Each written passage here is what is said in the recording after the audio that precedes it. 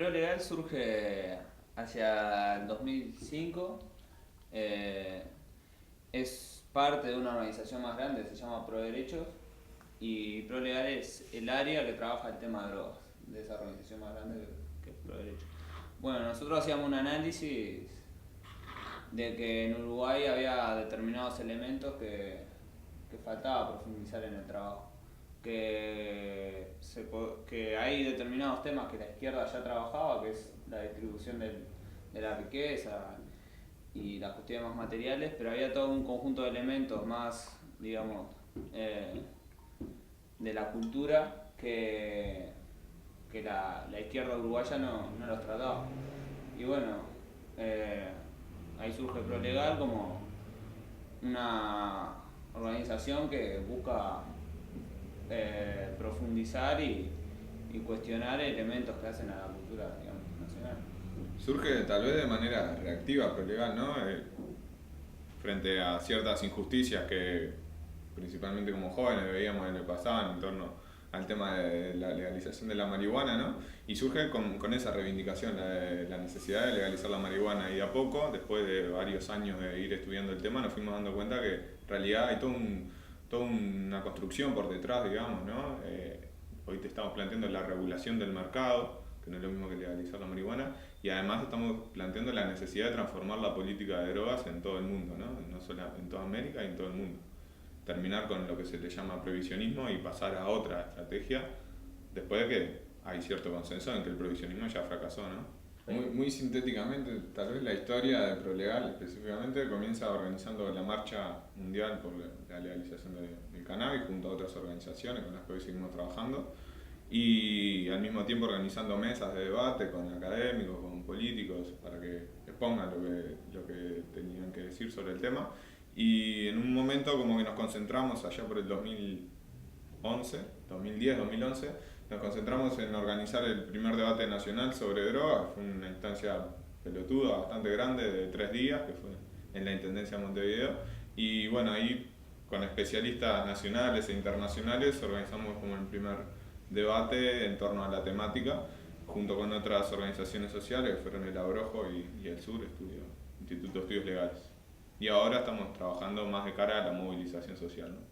A mí me parece que también sería muy bueno que esa síntesis que se alcance logre el mayor consenso posible dentro del Parlamento. Creo que estaría bueno que un proyecto así, tan jugado por parte del presidente, muy valiente, y tan estructural, digamos, al sistema y a la realidad latinoamericana, sería de madurez política del sistema que logre los consensos necesarios para que otros partidos también apoyen este proyecto.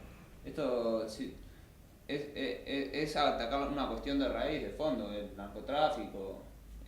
Es un problema serio. Y nos parece que tienen que estar todos a la altura de la circunstancia. Hay diputados de otros partidos, como el diputado Daniel Radío, que ha sido un gran impulsor también de este trabajo, y otros diputados como Amado, del Partido Colorado, y personalidades del Partido Nacional que también han trabajado el tema y tienen ideas que nos parece importante si tienen, que las diferencias esas mínimas que pueden llegar a existir y que el contexto pueda ser, digamos, decirlas de forma efervescente, puedan limarse y se puedan construir esos consensos tan deseados para que un proyecto de esta envergadura tenga solidez y continuidad en el tiempo. Es interesante, capaz que es de los pocos temas tan polémicos, digamos, ¿no? Que están tan presentes en la prensa, en los que hay representantes de todos los partidos políticos que se han manifestado a favor, ¿no? Que creen que un modelo que regule el mercado y no que lo prohíba es necesario y es posible hacer en nuestro país, no pasa con muchos temas. A nosotros hoy en día que tenemos 25 años, o sea, se nos es mucho más fácil consumir marihuana en la vía pública.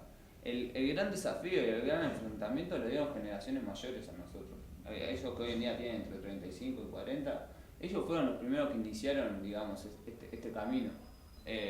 Ellos no le importaba lo que le decía la policía y salían a la calle y fumaban porro. Ya está, no hay vuelta. Es nuestro derecho, no tenemos que andar dándole argumentos a nadie. A nosotros, generaciones posteriores, nos resultó mucho más sencillo. La policía está familiarizada. La policía no te. Si te ve en la calle, en la plaza, en una tranqui, tomando un mate, comiendo unos bizcochos, no te hace nada, no te molesta. Es una práctica más como la de consumir otras drogas, como el alcohol o como el mate. Eh, ¿Cuáles son los problemas, no? Porque a lo que va es que en Montevideo, por lo menos, no en el interior del país, pero en Montevideo el uso de marihuana en la vía pública está naturalizado, digamos, y uno no tiene problema con eso. Esto es porque la ley dice que es legal consumir marihuana en nuestro país, ¿no? Sobre esto hay como dos cosas, una para atrás y otra para adelante, o en la actualidad. Para atrás, la ley en realidad dice que es legal consumir porque parte del supuesto de que el usuario de todas las sustancias es un enfermo, no es un delincuente, ¿no? A diferencia, por ejemplo, de la legislación chilena que los trata como delincuentes lisa y llanamente. La nuestra por lo menos dice que uno es un enfermo. Entonces, esta es una ley que se crea en el 74, primer año de la dictadura. Hay un libro ahora muy reciente de Guillermo Arat que recita un poco esto, en el que se plantea los principales argumentos de cómo se llegó a esta conclusión. Habla un psiquiatra de la época y en realidad lo que pasó durante la época de la dictadura fue que a los usuarios de marihuana se los trataba, por ejemplo, se les aplicaba la ley del psicópata, se los internaba, se los trataba como enfermos y se los internaba en hospitales psiquiátricos por usar la sustancia, ¿no? Ese fue el tratamiento hacia el usuario inmediatamente posterior a la aprobación del decreto de ley de la dictadura. Luego, a partir de la década del 90, el uso de sustancias se fue de a poco naturalizando, digamos. La gente perdió ciertos miedos, digamos, y se dio cuenta que todo lo que le habían dicho era mentira y se empezó a naturalizar el uso en la vía pública. Lo que quedaron fueron todas las consecuencias negativas. Sobre esto se puede hablar un millón de veces, ¿no? Pero acá es legal el consumo, pero es ilegal todos los actos preparatorios del consumo. Es ilegal traficarla, obviamente, producirla, venderla, hasta comprarla, incluso tipo que yo le pase a él en este momento un porro sería ilegal porque le estoy suministrando, ¿no? Si un juez es muy estricto. Lo que pasa en concreto es que históricamente ha habido personas que, principalmente porque lo denuncian los vecinos, les cae la policía, le hacen un allanamiento y le encuentran algunas plantas de marihuana para consumo personal, ¿no? Estas personas tienen problemas con la ley.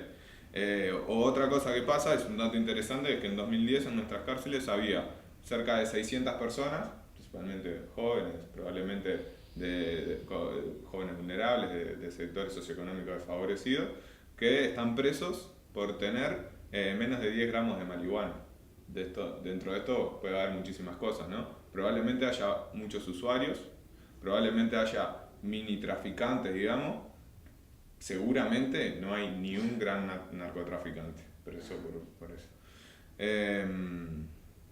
Así que es una situación absurda que no se entiende y que permite que en Uruguay tengamos mucho menos miedo sobre la sustancia que en otros países donde el terror ha operado mucho mayormente. Por lo tanto, hay como ciertas condiciones para avanzar. Y eso llevaba a que uno dependía de ante qué juez se enfrentaba. Si vos te enfrentabas con un juez que era medio liberal y estaba todo bien y cero problema, y hacías el trámite burocrático, es decir, te retenían un tiempo, ibas al juez, tu abogado te defendía bien, muy serio, parado y de traje y corbata, y salías libre, no tenías problema. Pero si te tocaba un juez más retrógrado, que no le gustaba que la gente anduviese fumando marihuana por ahí, que te quiere dar clase de moral y no sé qué más, ahí te podías comer y tenías un mal abogado, te tocaba un abogado del Estado, capaz, un fiscal o un abogado no muy bueno, no tenías recursos para financiarlo y ahí terminabas en las peores de las condiciones y terminabas marcando tu vida, digamos. Yo creo que este tema, si no lo pensamos a nivel latinoamericano, no, o sea, estamos siendo limitados en nuestra capacidad de analizar el tema. Uruguay es muy chico, vivimos en el medio de dos gigantes y nosotros tenemos que establecer contactos y lo que pase acá va a ser de ejemplo y modelo para que los países de al lado y los que están más fuera de la región nos vean y aprendan. Nosotros tenemos muy buen contacto con gente de Brasil, con la gente de THC, de Argentina, con gente de Chile, pero hay que seguirlo fortaleciendo y tratar de generar esas redes latinoamericanas que ayudan a consolidar los proyectos. Las realidades latinoamericanas son muy distintas, ¿no? Uruguay posiblemente en los momentos en que se instauró el previsionismo en toda América haya sido de los países que siguió la receta pero no a rajatabla, digamos, ¿no? Como si lo hicieron en Chile. Lo que ha pasado en los últimos 10 años en toda Latinoamérica es que hay un amplio movimiento social y un movimiento académico muy interesante también que viene planteando la necesidad de ver modelos alternativos, ¿no? Las conferencias latinoamericanas de política de drogas, por ejemplo, son ejemplos de eso. La primera en Argentina, la segunda en Río de Janeiro, la tercera en el Distrito Federal y ahora la próxima en Colombia, ¿no? Eso creo que no es casual. Eso es un discurso que va ganando terreno a nivel internacional y que en algún momento, tarde o temprano, filtra a los elencos de los principales decididores de política, ¿no? Creo que en ese sentido, por ejemplo, se me olvidaba la Comisión Internacional de Política de Drogas, en la que participan reconocidos expresidentes de América Latina, ¿no? Hay innumerables ejemplos. No es casual, me parece a mí, que la propuesta del Poder Ejecutivo en Uruguay, la propuesta de Mujica, haya tomado visibilidad pública, digamos, haya surgido a las pocas semanas de que nuestro presidente volvió de la cumbre de Cartagena, ¿no? Una última cumbre de presidentes en la que muchos presidentes manifestaron la necesidad de tratar el tema de la política de drogas porque las consecuencias están siendo muy perjudiciales para nuestro continente, ¿no? Nosotros no podemos olvidarnos que durante toda la era Bush, y lo llevamos hacia el inicio del provisionismo, uno de los argumentos de la injerencia y de la financiación de los cuerpos represivos de nuestros estados por parte de Estados Unidos ha sido la política de drogas. No nos podemos olvidar de cómo se justifican las bases militares en Colombia, cómo se justificaban antes las bases en Ecuador, en Guatemala, en todos los países latinoamericanos que tienen bases militares. Uno de sus principales argumentos de justificación es el combate al narcotráfico y a las drogas. Entonces, nosotros cuando hablamos de esto, hablamos de soberanía latinoamericana. Lisa y llanamente, hablamos de eso. Soberanía latinoamericana como otro de los fuertes argumentos por la regulación de las drogas y de la marihuana en concreto.